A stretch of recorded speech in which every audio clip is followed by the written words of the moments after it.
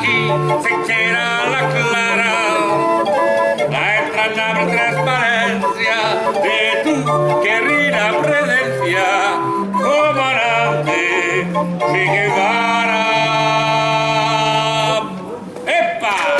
Et je pense qu'effectivement, aujourd'hui, ce qu'on a besoin, c'est d'un gros rassemblement progressiste, et vous y participez à votre niveau, au travers de la mise en place de PIAF, et à laquelle on est tout à fait satisfait que vous y ayez.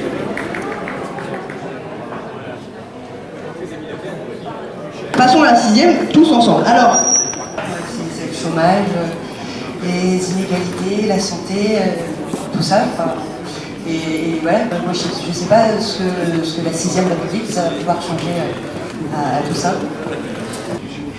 Je ne vous dis pas que le fait de la changer, ça résoudra tout de suite. Mais si vous ne la changez pas, c'est sûr que vous ne la résoudrez pas. Donc... Ceux qui sont où? Ceux qui sont contre?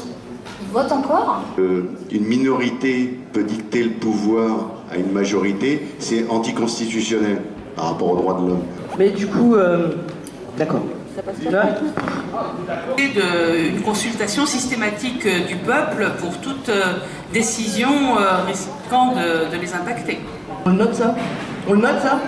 Oui. Alors.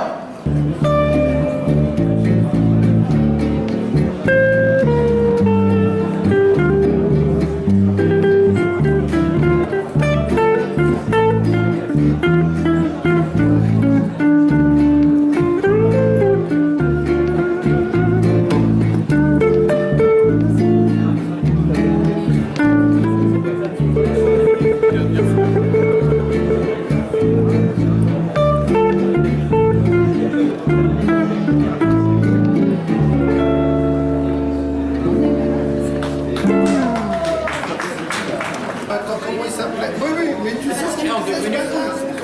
Tu sais ce qu'il est.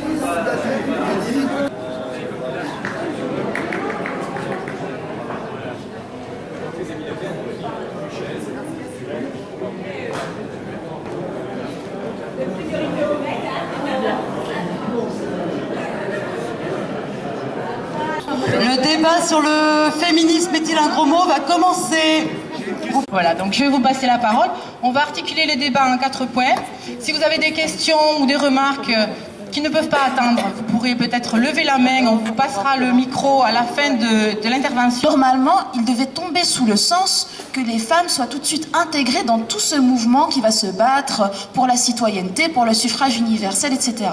Mais les racines du patriarcat, de la domination masculine, de l'infériorisation des femmes était tellement fort que c'est, on va dire, la tache d'ombre qui a accompagné le mouvement révolutionnaire dont on se revendique, et que les femmes vont devoir autonomiser leur mouvement pour avoir des droits fondamentaux. Je ne suis pas complémentaire d'un homme, je suis à égalité. Et quand je dis moi, c'est-à-dire la femme est à égalité de l'homme, il n'y a pas de complémentarité, etc. Donc la bataille, elle est rude, elle est importante, et le féminisme est un combat subversif, et c'est pour ça qu'il dérange.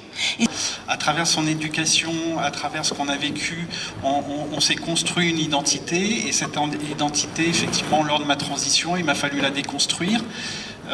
La déconstruire, c'est pas démolir, c'est identifier tous les éléments en fait qui constituaient mon identité, et qu'est-ce que je voulais garder et qu'est-ce que je voulais laisser sur le chemin en allant vers la féminité. Voilà.